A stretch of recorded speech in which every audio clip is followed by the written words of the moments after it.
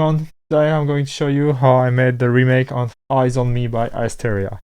Okay, so as you can see right now, I'm inside FL Studio, which I'm not using usually, but I'm going to show you why I use it right now. So in FL Studio, you have this functionality where you can extract stems from samples. And as you can see here, we can extract drums, bass, instruments, and vocals. So this is what I did to get the vocals sounding just right. Depending on how fast is your computer, this might take between 1 and 10 minutes. Okay, so as you can see here, we have the stems that are separated with the drums. Shit, it's really loud for me. We have the drums, we have the bass. We also have the instruments right here and the vocals. Okay, now we are in Ableton, where I've imported the vocals that I've cut from FL Studio, which are right here. I'm going to start with the most obvious things that you may want to know, which is the lead and the bass line, how they are made. Okay, so the bass line is pretty simple. This is the bass line, and it's really simple. As you can see, I have a little post-processing, so this is a Pro Q. There's nothing on a Pro Q. I've just put a Pro Q and then I forgot about it anyway. Okay, so this is the bass line. This is a square wave with a sawtooth, so you just go to analog, basic shapes, and you tweak the WT position until you have a sine wave. Sorry, a sawtooth, not a sine wave. This is sawtooth. So square wave, sawtooth, -4, -3. And you get this sound. Which sound? Also add the unison and slightly detune it. So that you have a bit of stereo in the bass. Which I know may sound like a bad idea, but it's actually a good idea to have some stereo in the bass line. Actually, there is some stereo in the bass line in the original track, I believe. So let's check quickly in AQ8. And you have the mid-side EQ. So basically, mid-side EQ quickly is you separate the signal from the mid and the side, and you EQ them separately. So if I'm taking the side, as you can see, there is some frequencies in the low end on the side. You can let them if you're using like this preset right here. You can have like unison 8 and have some low end in stereo. It's not that bad, you know. And the melody is really simple. So the key of this track is B minor, but as you can see, it's using like an accidental. I believe it's an accidental. I don't really know exactly the term in music theory, but it's not. It should be using like G.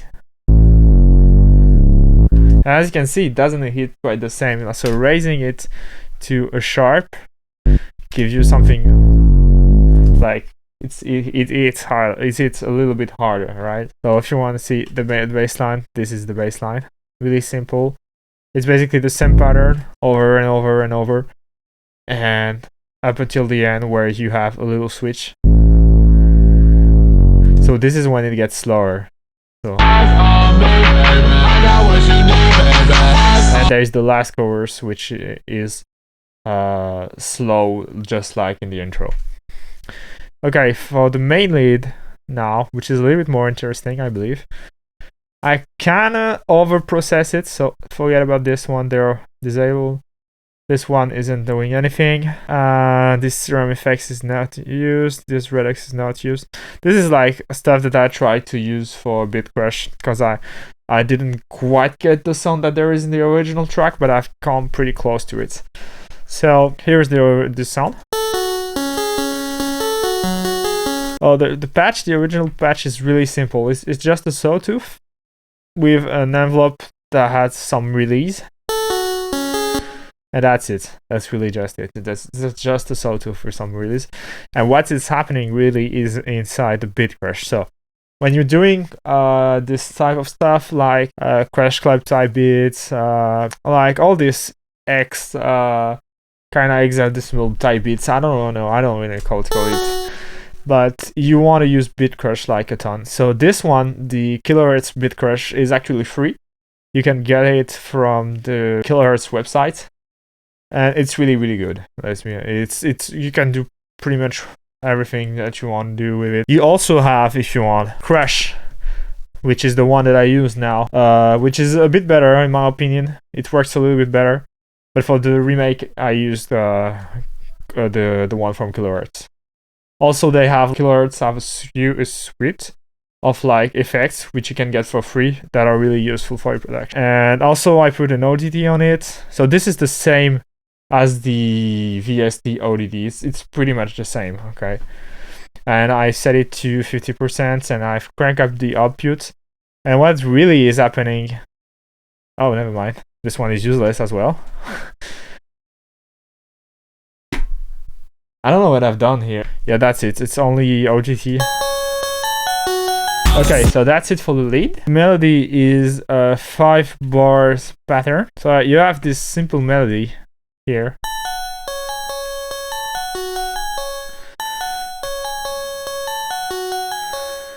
And then it's the same melody, but 1 octave lower. Nothing much to say about this melody as well. Also, there is the G sharp, actually, that you can see here. Now, the thing that is the most interesting in this beat, I would say, is the drums.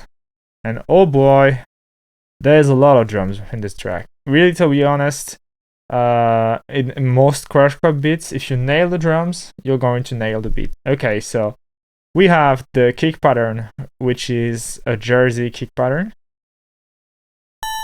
Jersey kind of thing, yeah.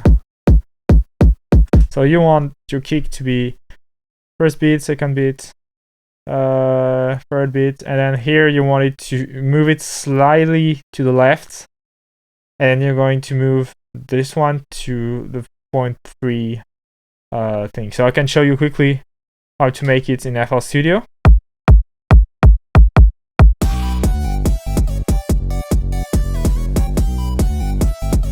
All the drums made. So as you saw, there was the kick pattern, that is Jersey kick pattern.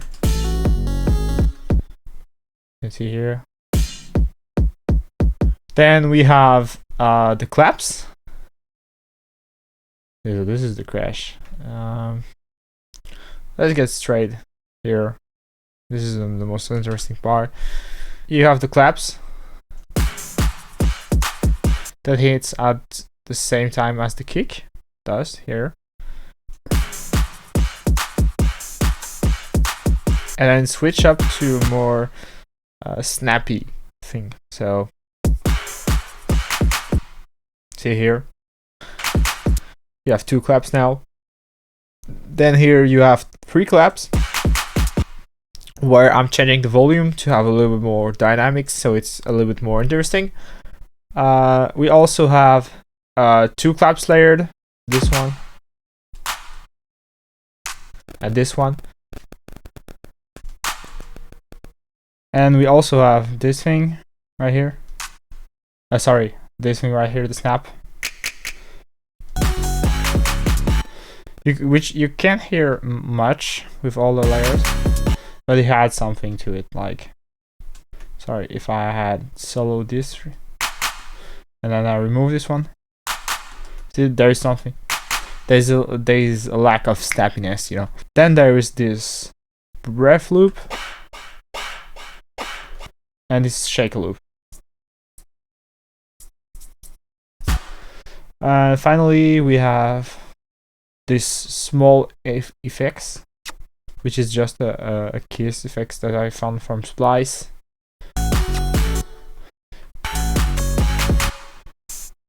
You have these open hats that helps with the rhythm, that are not like classic house hats, but there are like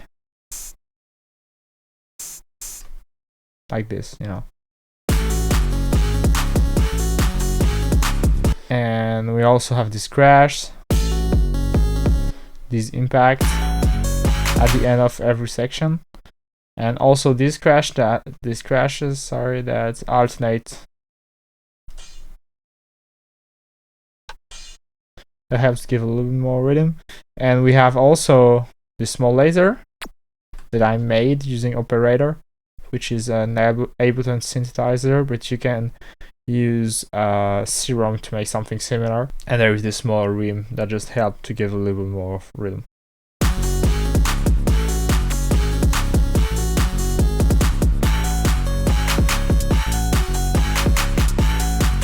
And there is also this close hat,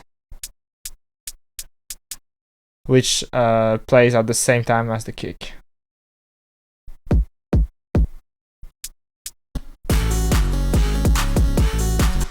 Which helps the kick to cut through the mix even more. That's it for the drums. Finally, in this track, what you may find interesting is the clipping that I'm doing. So this is a clipper that I'm using, but you also can use K-Clip 0, which is free, to clip your mixing, because what you want to do with this style of music, you want to have everything loud. You don't want headroom, basically, with this style of music.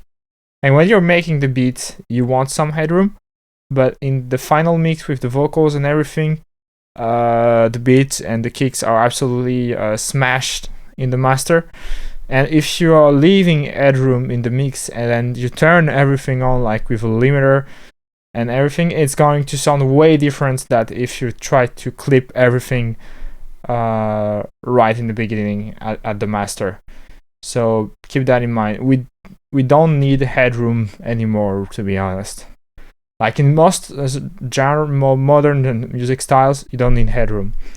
Like headroom is more if you're doing if you want your mix to have a lot of dynamics, you can have headroom. But for this type of music, as you can see here, there's pretty much no dynamics. It's just a big sausage of sound. So just slam everything to the master and ask yourself any question about how I should leave this amount of headroom and everything. You don't need a headroom. Also, there's this track, as you can see here. So this is the rendered version of the audio. And at this section of the track, there is a flanger that is turned on at this point of the track, which you can find on the original track here. It's a little bit more extreme in the original track, and I just put it here to hey, remind myself, yeah, there is this effect. There is also, I can add something else to how to have this speed up effect. I'm going to show it to you in FL Studio real quick, because I know most of people are in FL Studio. Okay, so inside FL Studio, what you want to do is take the audio clip, set the pitch range to, I would say, about 6, and create an automation clip. Say right here. I'm probably going to set a point here. Let's type 0.5 so that it's the original pitch, and we're going to do this.